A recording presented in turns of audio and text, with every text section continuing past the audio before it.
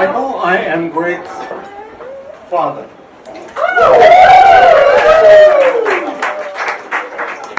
Andy and I would like to welcome you all tonight and to thank you for being here to celebrate a really terrific weekend. We particularly like to thank Marissa'S family, who helped make her the kind of person that we love and adore and who we are welcoming enthusiastically into our family.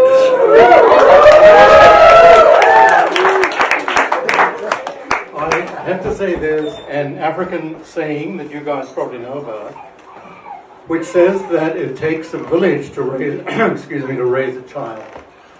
And to Marissa'S friends and family, I can say to you, you did a great job raising this child.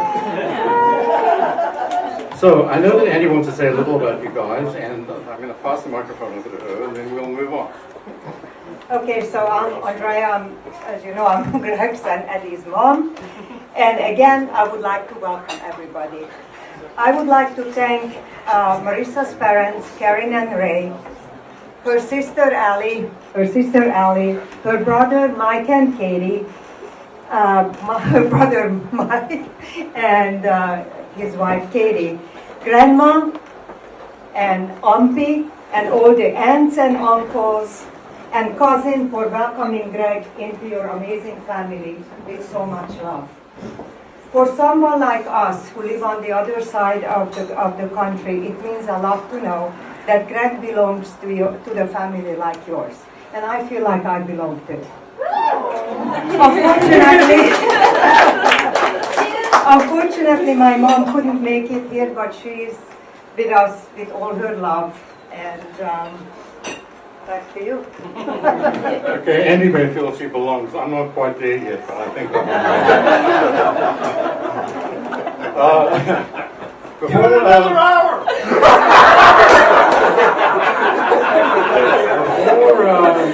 moving on, I'd like to reassure Greg that I'll do my very best to follow his marching orders for tonight. His marching orders were be brief and be funny.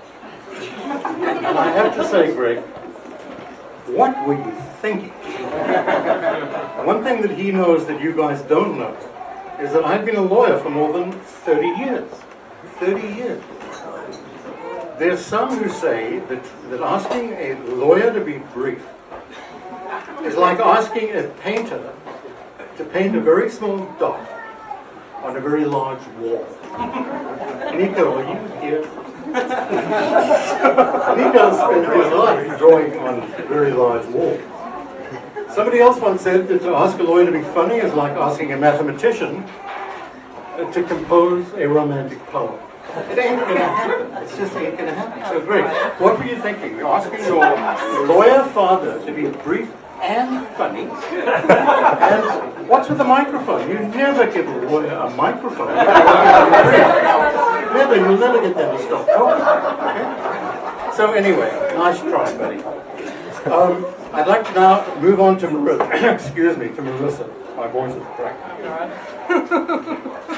If you guys are a little confused that I have any right to any opinion about Marissa, you clearly don't know of another African saying. And that African saying says this: if you really want to get to know someone, invite them to come live with you in your little hut for months and months and months and months and months. And sure enough, when Greg and Marissa came to Los Angeles, they came to live with me in my little hut for months and months and months. And during that time, I came to know her fairly well. Fairly well. She was brave, she was courageous, she was courteous, she was nice. Why brave? Well, just imagine the terror in having to live with your boyfriend's father who you didn't know from Adam. Could anything be more terrifying than that? But from the very beginning, Marissa was always kind. She made me feel at home in my little hut. She gave me free movement, unhindered movement, unfettered movement in my little hut. She never complained when I paid the rent and utilities. She and Greg always contributed to the groceries. And she was really terrific. She made me feel at home. At that very time, Marissa had a job from hell. She had a job from hell. She was a traveling nurse, driving a clunker car on Los Angeles' nightmare freeways. I mean, really, think about it. What could possibly be worse than that? And I never heard her once complain.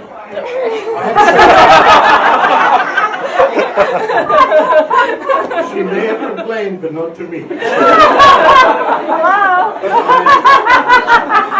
I'm being very serious. During what was a very difficult time for them both, she was incredibly supportive of Greg.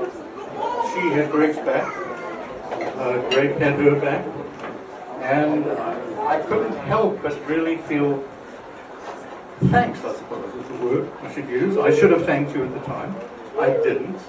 So I will now. Thanks.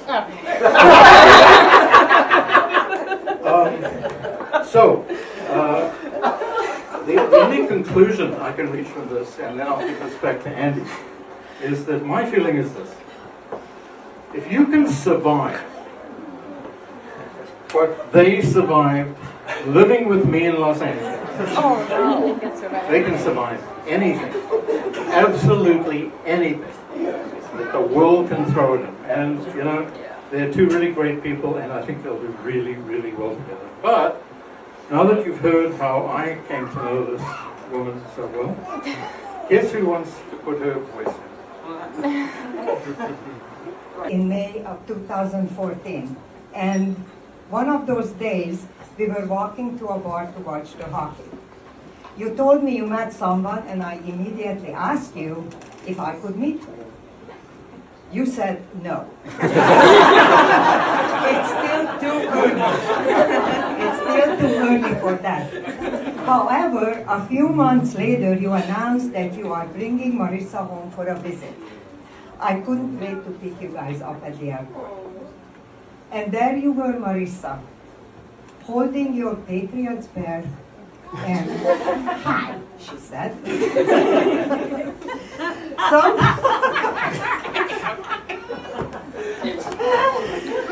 Something inside me knew you were it. I felt we always connected. I truly cherished the time when you lived in Los Angeles, and I've always seen you as the daughter we never had. Marissa, you are unique, loving, caring, smart, and beautiful, and you certainly march to the beat of your own drum. You are each other's best friend. You will always have his back, and he will have yours. From tomorrow on, you officially will be the most important person in each other's lives, and that's the way it should be. Thank you for involving me in the wedding preparation, running ideas by me, asking my opinion. That's a big, huge deal for a future mother-in-law. I think I'm going to cry. That'll be the first.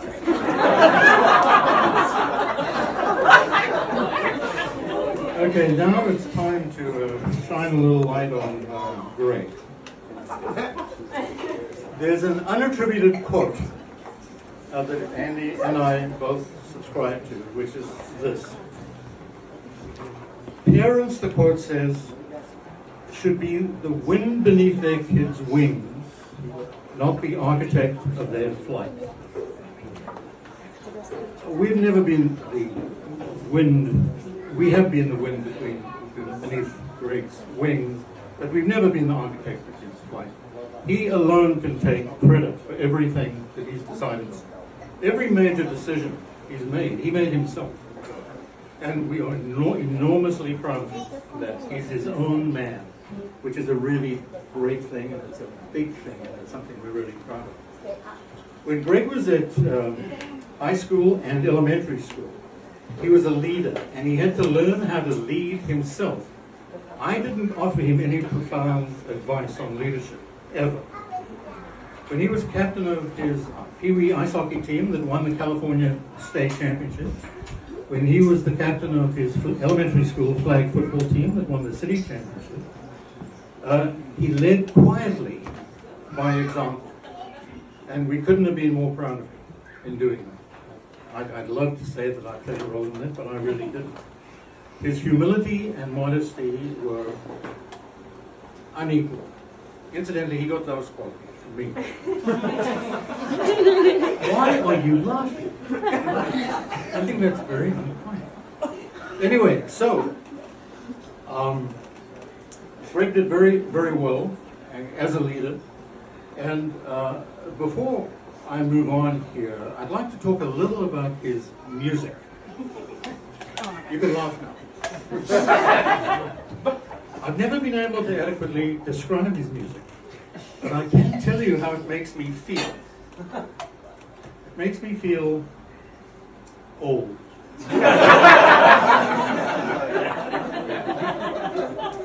When I see Greg on stage, just going batshit, only one thought swirls around my mind, and I'm sure Andy's mind too. And the thought is this: who is that kid that was once so quiet and mild-mannered? Who is he? Strange stuff happens, eh? Strange stuff happens.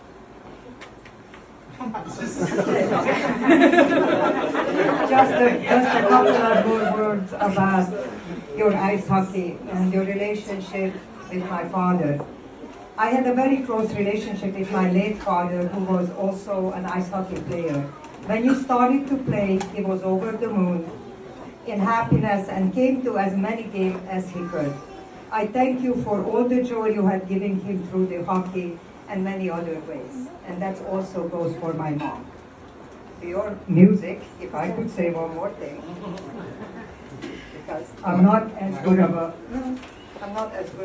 speaker as you are. As your love of music started when you were conducting and singing along with the three tenors on a VHS tape, playing over and over and over again. Then it was NSYNC, and it was Eminem. And actually, you did lose yourself in the music. Because now you are playing the music in a band you really like to play in, and we wanted to welcome them, but I guess they're not here yet, They're right? there. They're there. Okay. Leather long. Okay. Well, anyway, I think we are over on time limit, but I just want to. Okay, hi. You guys just missed my speech. Oh, you did it? No, we're. Okay, so we wanted to welcome you, and Greg loves the music, obviously plays and loves you guys as friends. Thank you so much. Okay, we are over the time limit. I just want to tell you. Okay. Greg, before you were born, I never knew love like that existed. I couldn't imagine my life without you. I love you both to the moon and beyond, and wish you all the best for the rest of your lives together. And I also... okay, go ahead. Sorry, I just wanted to I'm going to cry. Oh. We are done, but I want to end on a high note. Okay. I have a client who Greg knows and who loves Greg. He's a Tahitian guy. And I confided in him not long ago about what my greatest anxiety was about tonight. And when he heard it, he just burst out laughing, which I thought was very unkind. I explained to him that my greatest anxiety tonight by far was this: what would I wear? What would I wear? And I explained to him, when I asked Greg, Greg said Woodstock, which I didn't find terribly helpful. When I asked Andrea, she said, think boho chic, which was even more unhelpful. Then I looked back at the original invitation for tonight, and it said cocktail party. for Christ's sake, what did that mean? And then Marissa, most recently, sends us something in which she said the style for tonight is elegant Casual. Elegant casual. My client, meanwhile, is roaring with laughter. Roaring. So I said to him, what should I wear? What does any of this mean? He said, no worries. He's going to send me something that will solve all my problems. And sure enough, 2 days later, I get a box via UPS with a sarong in it. What's that? A sarong. So, I show it to them. So I write to him and I say to him, thank you so much. That was really, really nice of you.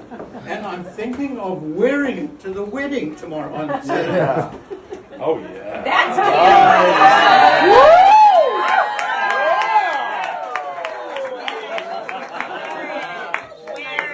So I say to him, I'm thinking of wearing it to the wedding tomorrow. Yeah. He writes back and he says, if you wear it, I definitely, all caps, definitely want a picture of you wearing it.